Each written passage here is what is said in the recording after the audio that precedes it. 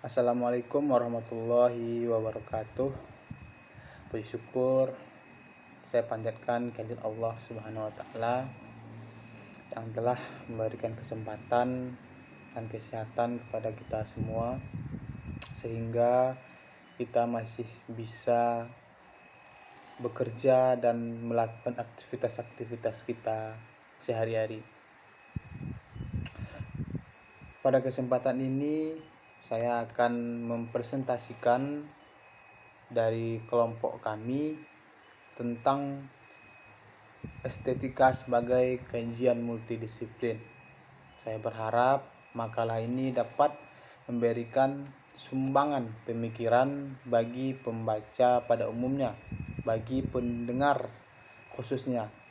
Kami menyadari bahwa apa yang kami sampaikan saat ini jauh dari kata sempurna.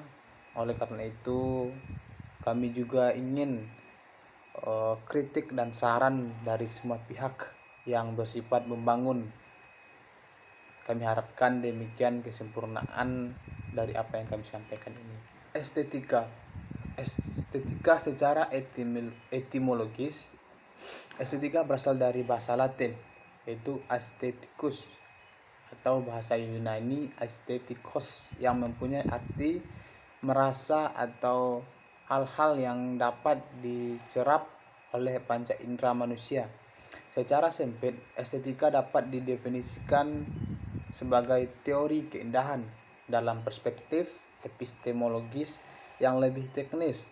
Estetika didefinisikan sebagai studi tentang nilai-nilai subjektif dan sensori emosional atau disebut penilaian sentimen dan rasa.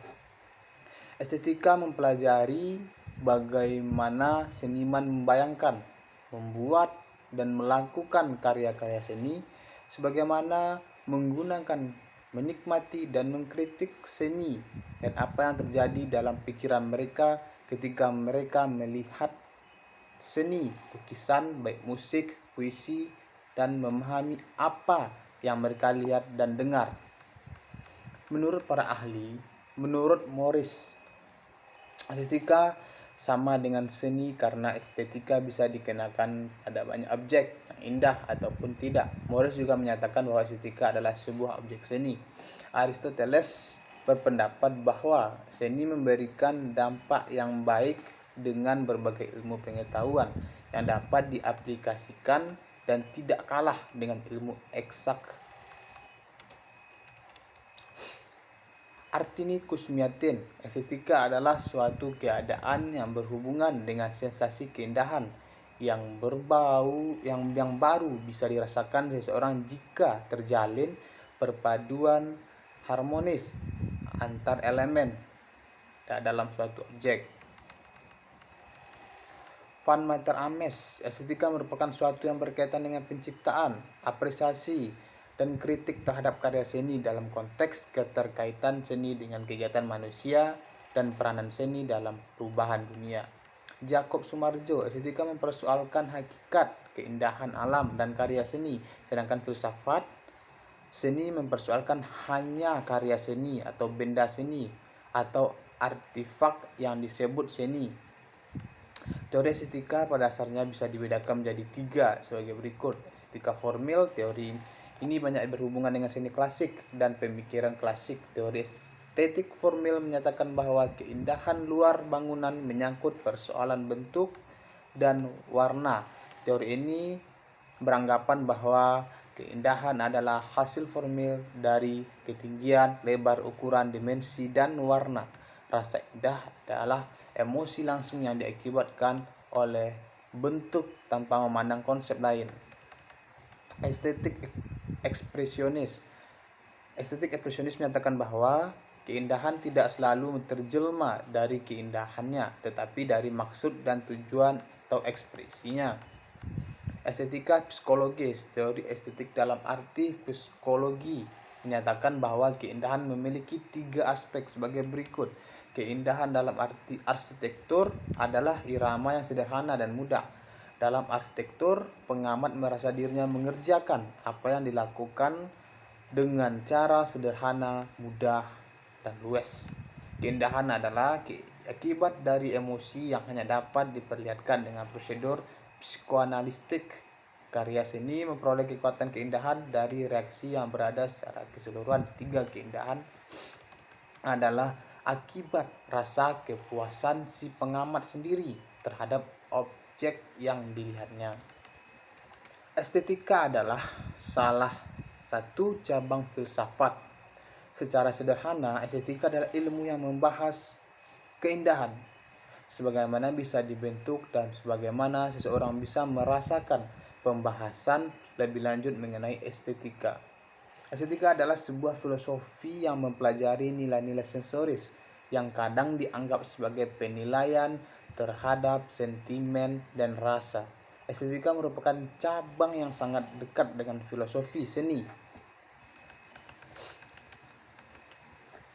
Multidisiplin adalah cara pandang yang melibatkan minimal dua akademik untuk menyelesaikan masalah-masalah tertentu secara bersama-sama melalui pendidikan, penelitian, pengabdian pada masyarakat. Multidisiplin adalah pendekatan yang bersifat integratif, terpadu, merupakan pendekatan suatu konsep dari suatu cabang ilmu atau tema yang bahannya diorganisasi dari berbagai cabang ilmu secara terpadu. Masalah-masalah yang dihadapi dunia saat ini merupakan masalah yang bersifat multisektoral dan memiliki kaitan satu sama lain. Masalah yang kompleks tersebut tidak lagi dapat diatasi hanya dengan menggunakan satu disiplin atau pendekatan saja, tapi penggabungan berbagai disiplin ilmu. Selain perkembangan teknologi dan peradaban dunia yang pesat berbanding lurus dengan kerumitan masalah yang ditimbulkannya, masalah yang dihadapi dunia saat ini adalah masalah global yang dicirikan dengan ketidakmenentuan, multiperspektif, dan proses saling keterkaitan antara satu sama lainnya. Faktanya semua permasalahan dan teknologi sebagai penerapan ilmu untuk kebutuhan praktik manusia merupakan sinergi antar berbagai disiplin. Pendekatan multidisiplin dan interdisiplin merupakan upaya mengintegrasikan berbagai sudut pandang untuk memecahkan masalah tertentu. Selanjutnya, multidisiplin. Multidisiplin adalah pendekatan di mana dua atau lebih disiplin digunakan, tapi tidak ada kerjasama antara disiplin dengan disiplin lainnya. Sebagai contoh, dalam situasi institusi, katakanlah bidang divisi biro teknologi informasi, di situ terdapat ahli teknologi informasi, ahli teknologi pendidikan, ahli ekonomi. Tapi dalam memecahkan masalah, mereka menganalisis masalah sendiri-sendiri berdasarkan perspektif keilmuan masing-masing. Hal ini merupakan contoh fakta nyata dalam kehidupan sehari-hari, sehingga setiap permasalahan yang kompleks tidak dapat dipecahkan secara komprehensif.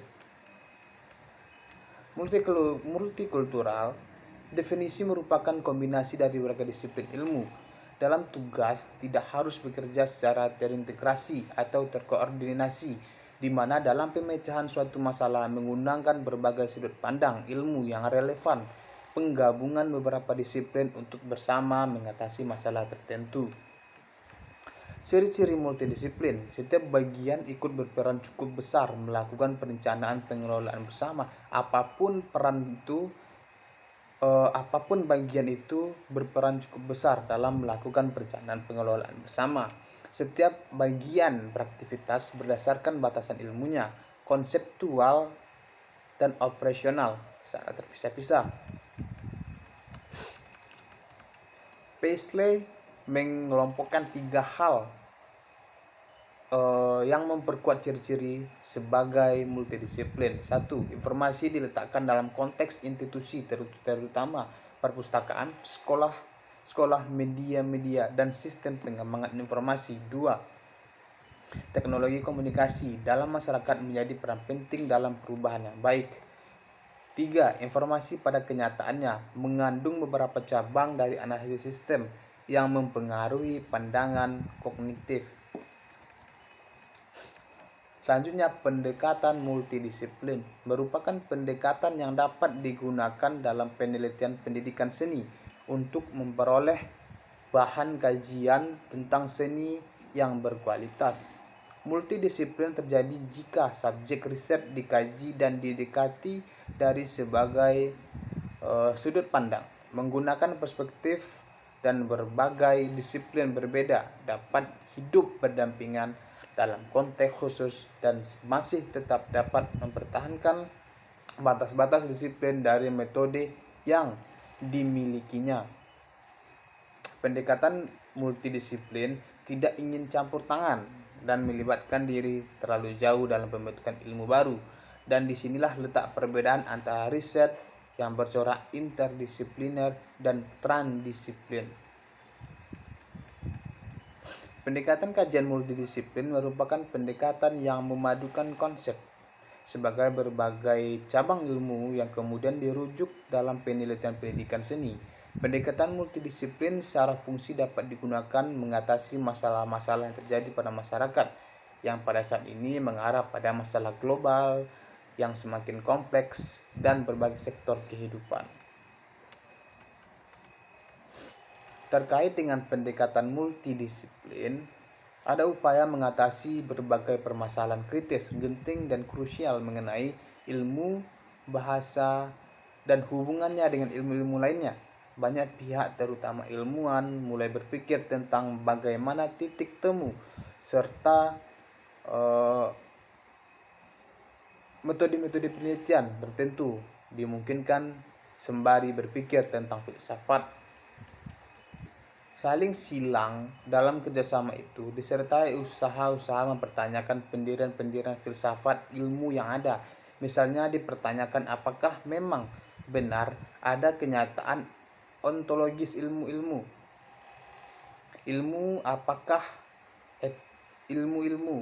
Apakah epistemologi ilmu-ilmu mampu membeberkan kenyataan, dan apakah aksiologi ilmu menjadi bagian penting pengkajian keilmuan.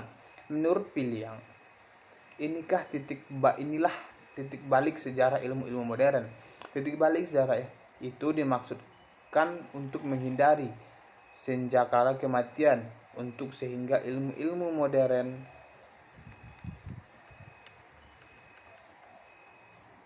diusahakan menempuh jalan berbeda dibandingkan jalan monodisiplin.